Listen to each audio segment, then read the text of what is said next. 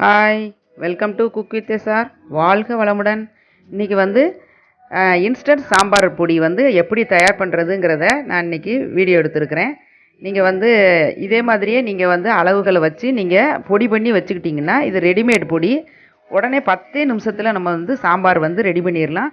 இது வந்து வேலைக்கு போகிற பெண்களுக்கு ரொம்ப ஈஸியாக இருக்கும். அதே போல் பார்த்திங்கன்னா பேச்சுலர்ஸ் பசங்களுக்கும் ரொம்ப ரொம்ப ஈஸியாக இருக்குங்க. இதில் நான் எடுத்து வச்சுருக்கிற ரேஷியோ அளவை வந்து நான் சொல்கிறேன். இப்போ பாருங்கள், இது வந்து துவரம்பருப்பு வந்து ஒரு 250 ml எடுத்து வச்சுருக்கேன். ஒரு 50 ml வந்து பாசி பருப்பு எடுத்து வச்சுருக்கேன். அதுக்கப்புறம் 100 ml வர மல்லி எடுத்து வச்சுருக்கிறேன். காஞ்ச மிளகா வந்து ஒரு 25 30 எடுத்து வச்சுருக்கிறேன். 25லேருந்து 30க்குள்ளே எடுத்து வச்சுருக்கேன். உங்களுக்கு காரத்தை வந்து கூட்டி குறைச்சி போட்டுக்கோங்க. அப்புறம் நான் பெருங்காயம் எடுத்து வச்சுருக்கேங்க. நீங்கள் கட்டி பெருங்காயம் இருந்தாலும் நீங்கள் எடுத்துக்கோங்க. நான் வந்து இன்றைக்கி தூள் பெருங்காயம் தான் எடுத்துருக்கிறேன். கட்டி பெருங்காயம் இதுக்கு ரொம்ப ரொம்ப டேஸ்ட்டாக இருக்கும்.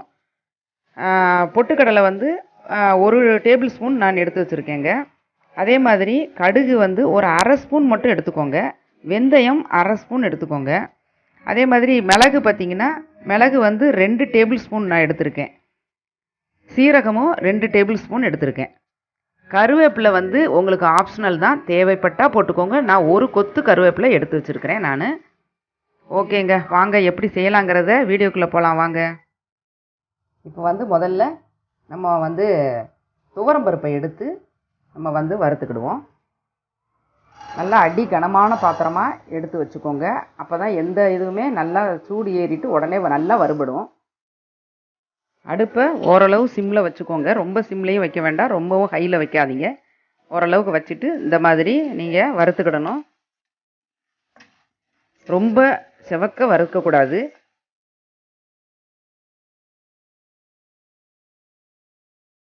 இப்போ பாருங்கள், ஓரளவு நல்லா வந்து லைட்டு ப்ரௌனாக வந்திருக்கு பார்த்தீங்களா? அந்த ஸ்டேஜ் மட்டும் போதும், ரொம்ப ப்ரௌன் ஆகக்கூடாது. ஓகே, இப்போ இதை எடுத்துட்டு நம்ம வந்து ஒரு பிளேட்டில் வந்து நம்ம கொட்டிடுவோம்.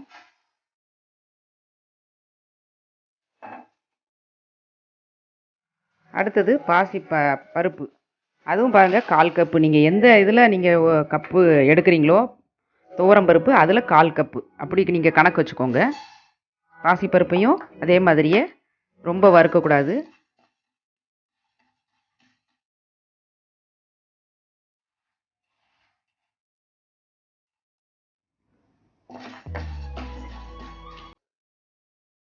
இப்போ பாசி பருப்பும் பாருங்கங்க நல்லா லைட் ப்ரௌனாக வந்திருக்கு பார்த்தீங்களா? இந்த சமயத்தில் வந்து நம்ம எடுத்துடணும்.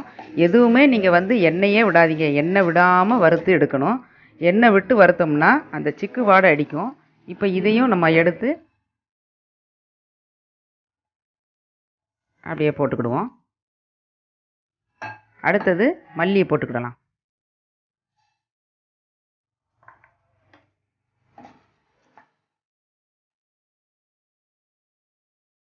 பாருங்கள், மல்லியையும் அதே மாதிரி தான் லைட்டாக வறுத்துக்கணும். ரொம்ப வறுக்கக்கூடாது. லைட்டாக அந்த ஸ்மெல் வருது, இந்த சமயத்தில் எடுத்துருவோம்.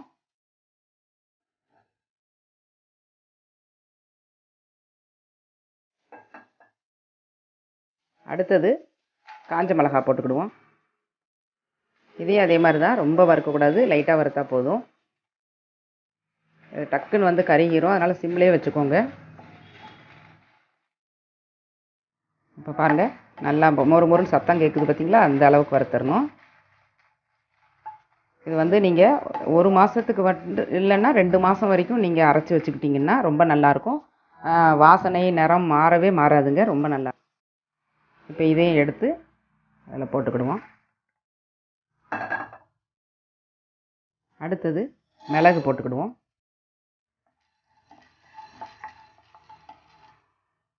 கொஞ்சம் மிளகு சூடு ஏறின உடனே அடுத்தது சீரகத்தையும் போட்டுக்கிடுவோம். ரொம்ப நேரம் வைக்க வேண்டாம்.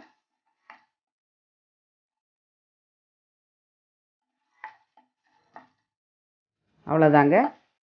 அந்த சீரக வாசனை லைட்டாக வருது, லைட்டாக பொரியுது பார்த்தீங்களா? அந்த சமயம் நீங்கள் எடுத்து போட்டுக்கோங்க.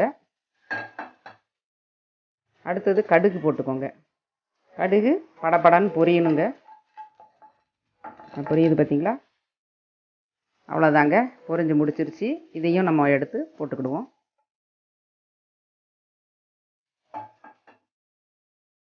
அடுத்தது பொரிகடலை போட்டுக்கிடுவோம்.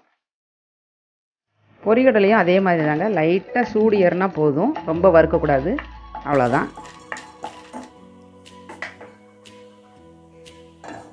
ஓகே, இதையும் எடுத்துக்கலாம். அடுத்தது வெந்தயம் போட்டுக்கிடுவோம். வெந்தயம் கொஞ்சம் செவக்கணும்.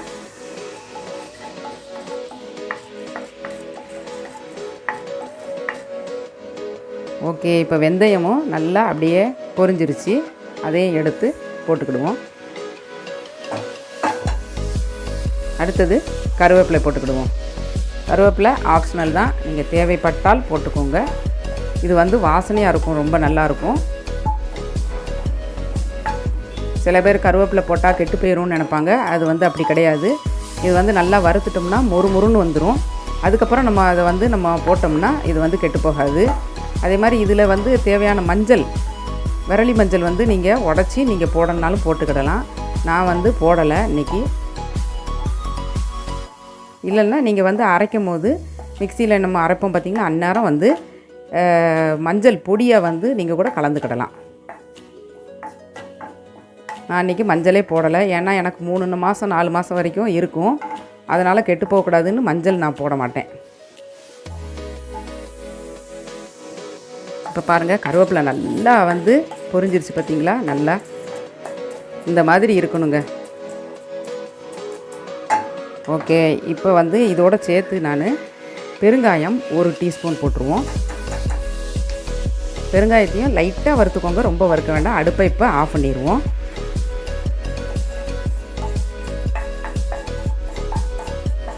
அவ்வளோதாங்க, இதையும் எடுத்து நம்ம இதோட போட்டுக்கிட்டுருவோம். ஓகே, இப்போ பாருங்கள், இதில் இன்ஸ்டன்ட் சாம்பார் பொடிக்குரியதை எல்லாமே நாம் வந்து வறுத்து எடுத்து வச்சாச்சிங்க.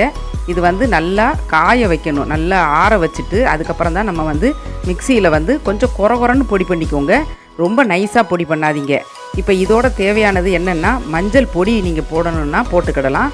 அதே மாதிரி புளி தேவையானா நீங்கள் போட்டுக்கோங்க. புளியும் அதே மாதிரி தான், நம்ம வந்து ஒரு ஃப்ரை பேனில் புளியை வந்து ஒரு எலுமிச்சை அளவுக்கு நீங்கள் எடுத்துட்டு அதை நான் லைட்டாக ஃப்ரை பண்ணிவிட்டு அதையும் இதுக்குள்ளே நீங்கள் சேர்த்து போட்டு அரைச்சிங்கன்னா எந்த இதுவுமே நீங்கள் தேவை இல்லைங்க, எதுவுமே போட வேண்டியதில்லை. சாம்பாருக்கு பருப்பு இல்லாமல் சாம்பார் ரெடி அப்படின்னு சொல்கிற மாதிரி நம்ம அந்த பொடியை மட்டும் போட்டு நம்ம தக்காளி வெங்காயம் மட்டும் போட்டு நம்ம சாம்பாரை ரெடி பண்ணிடலாம். ரொம்ப ரொம்ப ஈஸி. காய்கறி என்ன காய்கறி இருக்கோ காய்கறிகளையும் சேர்த்து போட்டு நம்ம ரெடி பண்ணிடலாங்க.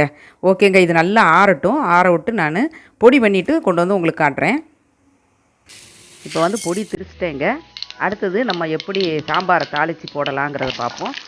ஒரு வானலியில் எண்ணெயை ஊற்றிட்டு கடுகு உளுத்தம் பருப்பு போட்டாச்சு, சின்ன வெங்காயம் போட்டுட்டேன், பச்சை மிளகாய் போட்டாச்சு, கருவேப்பிலையும் போட்டுட்டு நல்லா வதக்கிட்டு தக்காளி சின்ன பீஸாக தக்காளி ஒரு 3 தக்காளி நான் போட்டிருக்கேங்க. சின்ன தக்காளியாக ஒரு 3 தக்காளி எடுத்து கட் பண்ணி வச்சுட்டு அதை போட்டுக்கோங்க. தேவையான அளவு உப்பு போட்டுக்கோங்க. ரொம்ப ஈஸிங்க இது. 10 நிமிஷத்தில் இந்த சாம்பார் ரெடி ஆயிரும். அடுத்தது இந்த சாம்பார் பொடி நான் அரைச்சி வச்சுருக்கிறேன் பார்த்தீங்களா, அந்த சாம்பார் பொடியை ஒரு 1.5 ஸ்பூன் எடுத்துக்கோங்க. 1.5 ஸ்பூன் எடுத்துட்டு அதை வந்து அப்படியே நம்ம வதக்கிக்கிட்டு இருக்கோம் பார்த்தீங்களா, அந்த ஃப்ரை பண்ணிகிட்டு இருக்கிறதுல நம்ம அப்படியே உள்ளே போட்டுடலாம். போட்டுட்டு 2 கிளறிட்டு அடுத்தது வந்து நம்ம தண்ணி வந்து ஊற்றிடுவோம். இப்போ வந்து 1.5 கப்பு தண்ணி நான் ஊற்றுறேன். ஓகே, ஊற்றியாச்சு. இப்போ வந்து அப்படியே நல்லா வேகட்டுங்க கொஞ்ச நேரம். 1.5 டம்ளர்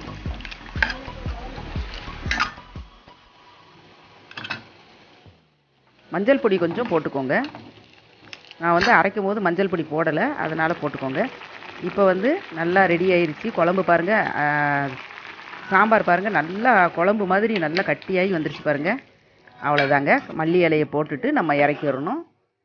அருமையான இன்ஸ்டன்ட் சாம்பார் ரெடி ஆயிடுச்சு. இதே மாதிரியே நீங்களும் ட்ரை பண்ணி பாருங்கள். ட்ரை பண்ணி பார்த்துட்டு எப்படி இருக்குது, உங்களுக்கு ஈஸியாக இருக்குதா என்னென்னு எனக்கு கமெண்ட் பாக்ஸில் கமெண்ட் பண்ணுங்கள் ஃப்ரெண்ட்ஸ். தேங்க்யூ ஃபார் வாட்சிங்.